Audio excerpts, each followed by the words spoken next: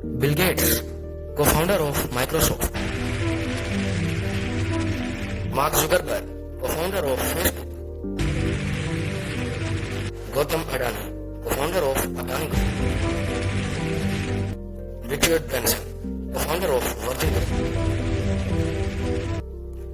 पता है इन सब लोगों में क्या कॉमन है? आप लोग सोच रहे होंगे, हाँ, ये दुनिया के रिचेस्ट लोगों में से एक है जो पैटर्न वर्ल्ड में डोमिनेट कर रहे हैं। Richard Branson, now the first person to reach the edge of space in his very own space. But एक और चीज है जो इन सब में कॉमन रही है, ये अपने आप को उस ट्रैप से बचाने में सक्सेसफुल रहे हैं, जैसे आज के टाइम पे हर एक इंसान खुद को प्राउडली डाल रहा है।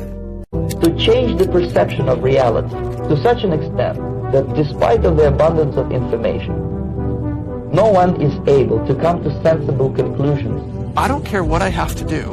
If I have to move somewhere or start something or whatever it may be, I'm not going to put my children into a system that doesn't understand the gifts and abilities they have just because they don't fit on the conveyor belt. And in the US, there are more than 5 lakh people who don't send their children to school. Ironically, mostly all teachers, because they know how screwed up the system. और दूसरी तरफ हो आप जो शायद किसी college में पढ़ाई कर रहे होगे, टाइम पे असाइनमेंट कर रहे होगे, 90% अटेंडेंस को मेंटेन कर रहे होगे, ना चाहते हुए भी बुक्स को मेमोराइज कर रहे होगे, हर रूल को फॉलो कर रहे होगे, इस उम्मीद में कि जब आप कॉलेज से निकलोगे आपके पास एक ग्रेजुएशन डिग्री होगी, आपको अच्छी जॉब मिल जाएगी, फिर आप अपने पेरेंट्स के लिए बड़ा सा बंगला खरीदोगे, कार खरीदोगे, शादी करोगे और बच्चों को अच्छे स्कूल में भेजोगे और खूब सारा पैसा कमाओगे। बट रियलिटी क्या है आपको पता है? कितने साल के थे सर? उस समय हम 18 साल के थे और अभी अभी हम 30 साल के हो गए। 30 साल।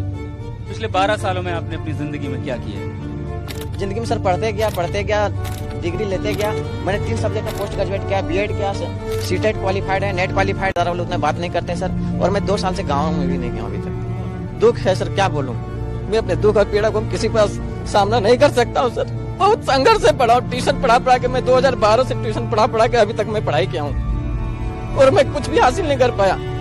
उल्टा हमारे पर फायर हो गया। आप लोगों से मिलना जुलना बंद कर देते हो, आप खुद को एक कमरे में बंद करके सिर्फ एक ही प्रे करते रहते हो, गॉड किसी तरीके से एक नौकरी दिला दे। आपका सेल्फ स्टीम और सेल्फ मोरल कम होने लगता है और फिर आखिरकार आपको एक नौकरी मिल जाती है। अब उसकी सैलरी बहुत कम होती है, मगर आप कर भी क्या सकते हो, मजबूरी में आप वो नौकरी करने लगते हो। आपके पास इतनी सैलरी है नहीं कि पैसे जमा करके एक घर खरीद लिया जाए, फिर आप एक होम लोन ले लेते हो। अब घर है तो ऑब्वियसली एक गाड़ी भी होनी चाहिए, तो फिर आप एक कार लोन ले लेते हो। अब अनजाने में आपने खुद को चारों तरफ से बांध लिया है। अब आपको हर वक्त ये डर सताता रहता है कि अगर मेरी नौकरी छीन ली गई तो मैं घर के खर्चे कैसे मैनेज करूंगा। होम लोन की ईएमआई चल रही है, कार लोन की ईएमआई चल रही है, बच्चों की फीस। इस तरह आप खुद के सपने को दबाते जाते हो। उसके बाद अब अगले दिन उठते हो, जॉब पे जाते हो, शाम को घर आते हो, चाहे वो काम करना आपको पसंद हो या ना हो। आहिस्ता आहिस्ता आप करते जाते हो जॉब, उसके बाद आपको अपनी लाइफ नॉर्मल लगने लगती है, फिर आप बूढ़े हो जाते हो। आपको ऐसा लगेगा कि मैं अनलकी था, इसलिए मैं लाइफ में कुछ बड़ा कर नहीं पाया, लेकिन सच तो कुछ और ही है मेरे दोस्त। The gang of 9 got together, I think it was, and decided this is what people should learn: physics, biology, chemistry, and this is how they should learn. It's like the newspaper industry, right? More printing presses, more big buildings, right? Makes us look grander. The people who built the schools were consciously aiming at eradicating the will of the students who were part of the system because they wanted them to be obedient. The entire purpose of a good university is to give you a foundation to fail, not a foundation to get an A. जिस education system को आप बचपन से follow करते आ रहे हो, उस education system को बनाया इसीलिए गया था कि आप फेल हो सको। इस एजुकेशन सिस्टम को बनाया इसीलिए गया था ताकि आप ओबीडियंट फैक्ट्री वर्कर बन सको। आपको लग रहा होगा ना मैं कुछ भी बोले जा रहा हूँ, but I promise, just give me few minutes, उसके बाद आपको पूरा का पूरा ट्रैप खुद समझ में आ जाएगा। So are you coming with me? Ambani, Virat Kohli, Aamir Khan, Narendra Modi, ये सब हमारे इस करंट एजुकेशन सिस्टम के ट्रैप में नहीं फंसे। A lot of kids just in school kind of puzzled as to why they're there.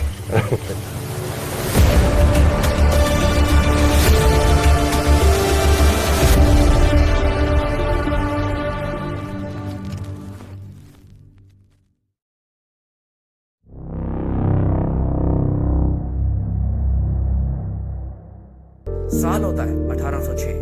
Napoleon की आर्मी और प्रशिया के बीच एक वॉर होता है। Prussia one of the best army होने के बावजूद इस वॉर को हार जाता है। रशियन आर्मी को यह समझ नहीं आता कि आखिरकार वो ऐसी आर्मी के साथ हार कैसे गए।